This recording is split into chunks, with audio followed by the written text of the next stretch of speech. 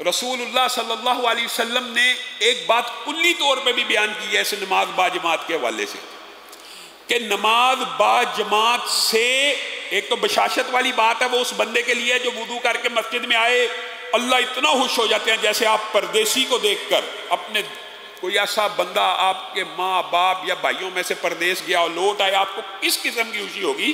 اللہ صرف آپ کو یہ بتلانا چاہتا ہے کہ میں ہر آمد کے اوپر اتنا خوش ہوتا ہوں۔ اور دوسری حدیث یہ جو ہے یہ ایک فرد کے بارے میں نہیں ہے، یہ پوری کی پوری جماعت کے بارے میں کہ اللہ رب العزت نماز با جماعت سے خوش ہوتے ہیں، اور ایک بندے کی جو نماز ہے یا دو بندوں کی جو انفرادی نماز ہے یا تین بندوں کی جو انفرادی نماز ہے یا چار بندوں کی جو انفرادی نماز ہے، اس سے با جماعت نماز افضل ہے۔ آپ نے یہ حدیث تو سنی ہوگی، کتنے درجے؟ دونوں حدیثیں موجود ہیں، 25 اور 27 درجے۔ یہ انسان کے اپنے خشوع اور خضوع پہ ڈیپینڈ کرتا ہے۔ با جماعت نماز میں وہ کتنا خشوع خضوع کرتا ہے تو اس کو 25 درجے ملیں گے، 26 ملیں گے، 27، یعنی 25 بھی مل سکتے ہیں اور 27 بھی۔ اور دیگر محدثین کا یہی خیال ہے کہ جو بعد میں اضافہ ہوتا ہے ہمیشہ اعمال کے ثواب میں وہی راجع ہوتا ہے۔ لیکن موقف یہی درست ہے کہ ایک بندے نے ایک نماز پڑھی، ایک بندے نے ایک جماعت کے ساتھ پڑھی، اس کو کم از کم 25 درجے ثواب ملے گا، اور 27 درجے اس کے حساب سے خشوع اور خضوع کے اعتبار سے، یعنی منفرد آدمی کی نماز سے با جماعت نماز 27 درجے بہتر ہے۔ اور دیگر احادیث اس باب کی اگر اکٹھی کی جائیں تو 2 بندے، 4 بندے، 8 بندے، یہ صحیح حدیث ہے۔ پہلے میں آپ کے سامنے وہ حدیث رکھتا ہوں کہ جس میں رسول اللہ صلی اللہ علیہ وسلم نے فرمایا 2 بندوں کی جماعت ایک بندے سے ان کی انفرادی نماز سے بہتر ہے۔ 2 بندے اگر جماعت کے ساتھ نماز پڑھیں وہ انفرادی لوگوں کی جماعت سے بہتر ہے۔ 3 بندوں کی جماعت 2 بندوں سے بہتر ہے۔ 4 بندوں کی جماعت 3 بندوں سے بہتر ہے۔ مراد اس حدیث کا اگر مفہوم ٹرانسلیشن آپ سمجھیں تو اس حدیث سے یہ بات سمجھ آتی ہے کہ نمازیوں کی با جماعت نماز میں جتنی تعداد بڑھتی جائے گی اللہ رب العزت کو وہ نماز با جماعت زیادہ پسند آتی چلی جائے گی۔ اور یہ بات صحیح حدیث کے ان الفاظ سے ثابت ہے، اور محدثین نے اس کی یہی ٹرانسلیشن کی ہے۔ مثلا ایک جگہ 3 بندوں کی جماعت ہو رہی ہے، ایک جگہ 10 بندوں کی جماعت ہو رہی ہے، ایک جگہ 20 بندوں کی جماعت ہو رہی ہے، تو یہ بات راجع ہے جہاں پہ 20 بندوں کی جماعت ہو رہی ہے اس جماعت سے اللہ رب العزت 3 بندوں، 5 بندوں، 10 بندوں کی جماعت سے زیادہ خوش ہوتا ہے۔ تو یہاں محدثین نے ابواب بھی یہ باندھے ہیں کہ زیادہ نمازیوں والی مسجد میں نماز با جماعت کا ثواب زیادہ ہوتا ہے۔ زیادہ نمازیوں والی مسجد میں نماز با جماعت کا ثواب زیادہ ہوتا ہے، لیکن اس کا یہ مطلب نہیں ہے کہ جو مسجدیں آپ کے گھر کے قریب ہیں ان کو بے عباد کر دیا جائے۔ اگر وہاں پہ نیت یہ ہوگی کہ ان کی بھی آبادی رہے، ہو سکتا ہے اللہ تعالیٰ اس سے بھی زیادہ اجر و ثواب دے، لیکن یہ بات راجع ہے جس مسجد میں نمازیوں کی تعداد زیادہ ہوتی ہے اس میں جو نمازی آتا ہے اس سے اللہ رب العزت زیادہ خوش ہوتے ہیں۔ یعنی جتنی بڑی جماعت ہے اتنی زیادہ اللہ رب العزت کی خوشنودی ہے۔ اور رسول اللہ صلی اللہ علیہ وسلم نے کہا کہ آپ کی 2 بندے 4 بندے انفرادی نماز پڑھے ہیں، 4 بندوں کی انفرادی نماز سے 2 بندوں کی نماز بہتر ہے، اور 8 بندوں کی انفرادی نماز سے 4 بندوں کی جماعت افضل ہے۔ اور حدیث کے جو اگلے الفاظ ہیں وہ حیران کن ہیں۔ اور 8 بندوں کی جو جماعت ہے نا، صرف 8 بندوں کی، وہ 100 بندوں کی انفرادی نماز سے بہتر ہے۔ 100 بندوں، 8 بندوں کی نماز۔ اب ان احادیث کو اگر آپ غور کریں تو خانہ کعبہ میں اللہ تعالی ہم سب کو جانے کی توفیق عنایت فرمائے، یا مسجد النبوی میں آپ ذرا غور کریں، وہاں پہ ایک نماز خانہ کعبہ میں کتنی نمازوں کے برابر ہے؟ 1 لاکھ، اور اگر جماعت سے پڑھی جائے 27 لاکھ، اور وہاں پہ نمازیوں کی تعداد کتنی آتی ہے؟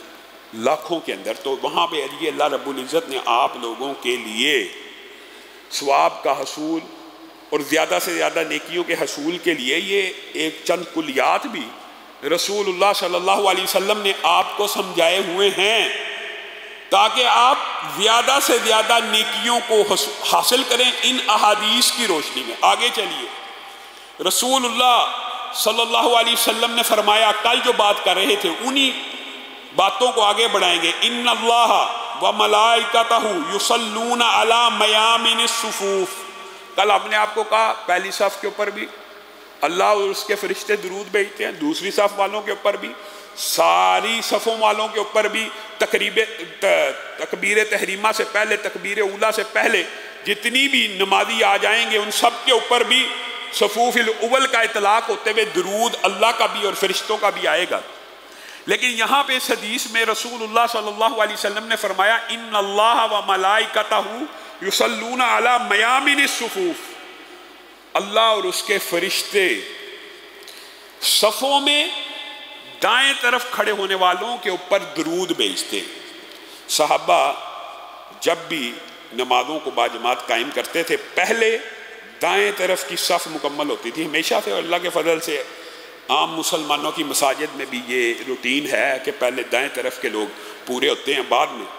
اور یہ جو دائیں طرف کے اوپر درود و سلام ہیں، اس سے مراد یہ نہیں ہے کہ بائیں والا ان اجر و ثواب سے محروم رہ جائے گا جو کل آپ کے سامنے رکھے ہیں، وہ سارے اجر ثواب ملیں گے، لیکن ایک بندہ خصوصی اس نیت سے رسول اللہ کی اس حدیث پہ عمل کرتے ہوئے دائیں طرف کھڑا ہونے کی کوشش کرے گا تو اس کو یہ اضافی نیکی بھی ملے گی کہ اللہ اور اس کے فرشتے دائیں طرف کھڑے ہونے والوں کو درود بھیجتے ہیں۔ اور رسول اللہ صلی اللہ علیہ وسلم کی زندگی کے اندر تو یہ بات آپ کو خود بھی سمجھ آ جاتی ہے کہ صحابہ دائیں طرف کیوں کھڑا ہونا پسند کرتے تھے۔ آپ کے خیال میں کیوں کھڑا ہونا پسند کرتے تھے؟ کیونکہ رسول اللہ صلی اللہ علیہ وسلم سلام پہلے پھیرتے تھے دائیں طرف، تو صحابہ چاہتے تھے کہ ہم رسول اللہ کا چہرہ سب سے پہلے دیکھیں اور رسول اللہ صلی اللہ علیہ وسلم ہمارا چہرہ سب سے پہلے دیکھیں۔ تو رسول اللہ صلی اللہ علیہ وسلم مسکراتے ہوئے سلام پھیرتے تھے۔ ظاہر ہے جب انسان سلام صحیح طریقے سے پھیرتا ہے تو ظاہر ہے پیچھے بیٹھنے والے کچھ افراد کے چہرے انسان کو نظر آتے ہیں، اور صحابہ یہ بھی بیان کرتے ہیں بنیادی طور پہ رسول اللہ صلی اللہ علیہ وسلم کی عادت کا یہ حصہ تھا کہ رسول اللہ صلی اللہ علیہ وسلم ہر چیز کو دائیں طرف سے شروع کرنا پسند فرماتے تھے، حتیٰ کہ ایک شخص کو رسول اللہ صلی اللہ علیہ وسلم نے دیکھا الٹے ہاتھ سے کھا رہا ہے۔ رسول اللہ صلی اللہ علیہ وسلم نے کہا دائیں ہاتھ سے کھاؤ، پھر کہا دائیں ہاتھ سے کھاؤ، پھر کہا دائیں ہاتھ سے کھاؤ۔ کہتا میرے سے نہیں کھایا جاتا، میرے سے نہیں کھایا جاتا۔ رسول رحمت ہیں، رحمت ہیں۔ آپ کی زندگی میں بددعا کے ابواب بہت کم ہیں، لیکن یہاں پہ رسول اللہ کے حکم تقیدی کے باوجود بھی جب اس نے انکار کیا، یہ بات سمجھنے کی ضرورت ہے جب رسول اللہ کا حکم آ جائے، رسول اللہ کا حکم آ جائے اور بندہ ڈٹ جائے اور بندہ اڑ جائے کہ مجھ سے نہیں ہوتا، میرے فقہ میں نہیں ہے یا میرے مسلک میں نہیں ہے یا میری نیچر میں یہ بات نہیں آتی، میری عقل میں یہ بات نہیں آتی۔ یہ دیکھیں رسول اللہ صلی اللہ علیہ وسلم نے کتنے چھوٹے عمل کے بارے میں یہ الفاظ کیے ہیں۔ رسول اللہ کو جب اس نے کہا نا میرے سے نہیں کھایا جاتا، تو رسول اللہ نے کہا نہ کھایا جائے تیرے سے۔ اس شخص کا ہاتھ شل ہو گیا، مفلوج ہو گیا، اور ساری زندگی پھر اس ہاتھ سے کھا نہ سکا۔ ہم نے رسول اللہ صلی اللہ علیہ وسلم کے فرامین کو بہت معمولی سمجھا ہوا ہے، بڑا لائٹ لیا ہوا ہے۔ آپ کسی کو حدیث دکھا دیں گے نا یا رسول اللہ کا حکم بھی دکھا دیں گے، نہیں جی پہلا لفظ یہ ہوگا، نہیں جی ہمارے مولوی صاحب نہیں مانتے، ہمارے فقیہ نہیں مانتے، ہمارے امام نہیں مانتے، ہمارے باو ساری زندگی باو اجداد نے ایسے نمازیں پڑھی، ایسے کیا، آج ہم بدل جائیں، ہماری ساری پچھلی ضائع ہوگی۔ اور بھائی سنت کے مطابق ایک نماز بھی بخشش کو کافی ہے، اور بغیر سنت جتنی مرضی بندہ نمازیں پڑھتا رہے، پھر وہ خلاد بن رافع کی حدیث آپ بھول گئے، ارجع فصلی فإنک لم تصلی، لوٹ جا تو نے نماز نہیں پڑھی، لوٹ جا تو نے نماز نہیں پڑھی، لوٹ جا تو نے نماز نہیں پڑھی۔ وہ بار بار رسول اللہ کی بارگاہ میں آ رہے ہیں، رسول اللہ کہتے ہیں ایسے ایسے پڑھے گا سکون اطمینان اعتدال سے تو تیری نماز نماز ہے، ورنہ تیری نماز نماز نہیں ہے۔ اور یہ کسی مولوی کا فتویٰ نہیں ہے۔ حضرت حذیفہ بن یمان نے ایسے ہی ایک شخص کو نماز پڑھتے ہوئے دیکھا تھا، تو تیز تیز نماز پڑھتا تھا، رکوع کیا، رکوع سے سر اٹھا لیا، سجدے میں چلا گیا، یعنی کمر کو سیدھا نہیں ہونے دیتا، اعتدال کی سنت پوری نہیں کرتا۔ حضرت حذیفہ نے کہا تھا منذ کم تصلی ہاکذا، کتنے عرصے سے یہ نمازیں پڑھ رہا؟ کہا 40 برس سے یہ نماز پڑھ رہا ہوں۔ اذن ما صلیت الآن، حضرت حذیفہ کہہ رہے، مولوی نہیں کہہ رہا، صحابی رسول کہہ رہے ہیں، اور کس حدیث سے کہہ رہے ہیں؟ حلاد بن رافع والی حدیث سے۔ پھر میری بات سن لے، تو نے زندگی میں ایک نماز بھی نہیں پڑھی، اور اگر تو اس عالم میں دنیا سے چلا گیا تو مجھے خطرہ ہے تو غیر اسلام کے اوپر مرے گا۔ آپ اور میں جو جی چاہے کرتے رہے، رسول اللہ کا فرمان سن لیا، یہ عبادات ہے، عبادات صرف وہی قابل قبول ہیں جس طرح رسول اللہ صلی اللہ علیہ وسلم نے کی ہیں، جس وقت کی ہیں، جتنی مقدار میں کی ہیں، بس یہ کلیہ ہے۔ عبادات ہر عبادت منع ہے، مگر جو رسول اللہ صلی اللہ علیہ وسلم سے ثابت ہو، اور ثابت کا انداز بھی، تعداد بھی ثابت ہو، وقت بھی ثابت ہو، اور اس کی کیفیت بھی ثابت ہو۔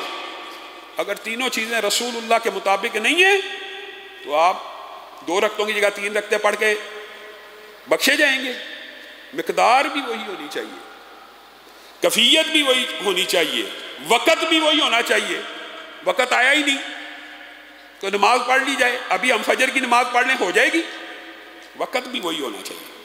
تو میرے بھائیو، یہ جو ابواب ہے نماز باجماعت کے فضائل کے حوالے سے انشاءاللہ اپنی گزارشات کو آپ کے سامنے رکھیں گے۔ اللہ رب العزت جو کہا گیا، جو سنا گیا، اس کے اوپر عمل پیرا ہونے کی توفیق عنایت فرمائے۔ سبحان ربک رب العزت عما یصفون وسلام علی المرسلین والحمد للہ رب العالمین۔